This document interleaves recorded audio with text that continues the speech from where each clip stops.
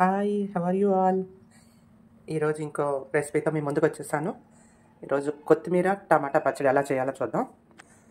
దీనికి కావాల్సిన పదార్థాలు: కొత్తిమీర, క్లీన్ చేసుకున్న కొత్తిమీర, టమాటాస్, రెడ్ చిల్లీ, ఇందులో గ్రీన్ చిల్లీ అనే తీసుకోవచ్చు, కొంచెం ధనియాలు, శనగపప్పు, అల్లం చిన్న ముక్క, ఆవాలు, ఇవి పోపుకు ఆవాలు అండ్ వెల్లుల్లి, క్లీన్ చేసుకొని పొట్టు తీసిన వెల్లుల్లి. మరి ప్రాసెస్లోకి వెళ్ళిపోదామా? ఎలా చేయాలో?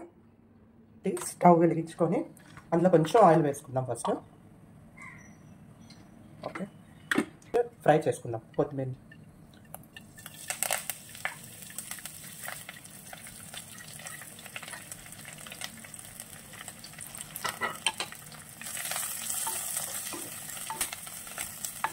కొత్తిమీరని కొంచెం ఫ్రై చేసుకుంటే సరిపోతుంది, ఎక్కువేం ఫ్రై చేసుకోవాల్సిన అవసరం లేదు. చూసారా, ఫ్రై అయిపోయింది, దగ్గరికి అయిపోయింది. ఇలా చాలు. దాన్ని వేరే బౌల్లోకి తీసేస్తామండి. తీసేసి అదే బాణీ పెట్టుకొని కొంచెం ఆయిల్ వేసుకుని కొంచెం అందులో జీరా, ధనియాలు, కొంచెం శనగపప్పు,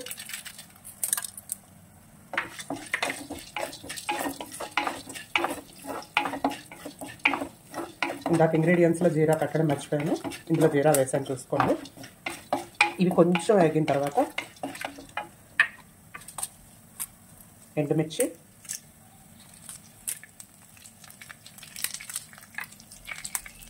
అండ్ అల్లం వేగిపోయి చూడండి.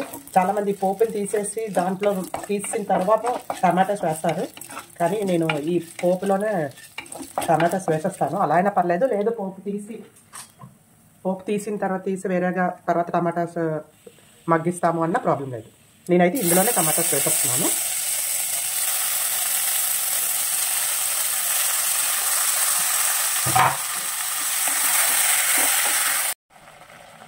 ఇలా టమాటాస్ మగ్గుతున్నప్పుడే కొంచెం పసుపు,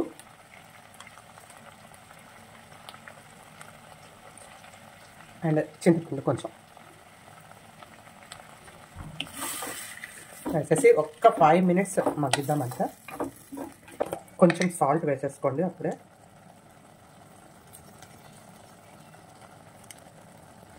ఒకవేళ సాల్ట్ సరిపోకపోతే మీరు గ్రైండ్ చేసినప్పుడు మళ్ళీ అడ్జస్ట్ చేసుకోవచ్చు. చూడండి, మగ్గిపోయింది. ఇలా చాలు. ఇప్పుడు గ్రైండ్ చేసుకున్న తర్వాత చూపిస్తాను. మిక్సీ చేసుకున్న తర్వాత చూసారా, ఇక్కడ ఒకటి అబ్జర్వ్ చేశారా, నేను ఫుల్ పేస్ట్గా అయితే గ్రైండ్ చేయలేదండి, కొంచెం కచ్చాబచ్చాగా చేసుకున్నాను. ఇది రోల్ ఉంటే రోట్లో మనం చేసుకుంటే ఇంకా టేస్టీగా ఉంటుంది. ఇప్పుడు దీనికి మనం తాలింపు పెట్టుకుందాం. కొంచెం ఆయిల్ వేసుకొని ఆవాలు,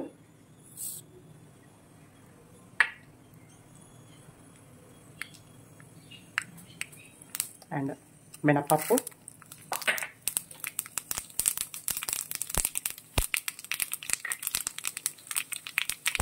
ఎండుమిర్చి, అండ్ వెల్లుల్లి, క్లీన్ చేసి పొట్టు తీసుకొని పెట్టుకున్న వెల్లుల్లి. ఇది చిన్న చిన్న పీసెస్గానే కట్ చేసి వేయచ్చు. చూడండి, బాగా ఫ్రై అయిపోయాయి కదా. ఈ పోపుని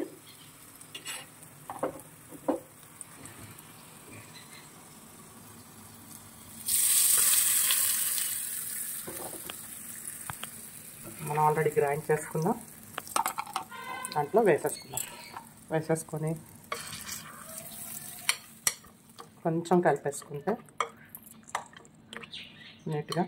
ఇది రైస్లోకి బాగుంటుంది, అండ్ ఈవెన్ ఇడ్లీ కానీ లేకపోతే దోశల్లోకి కానీ వాటికి కూడా బాగుంటుంది.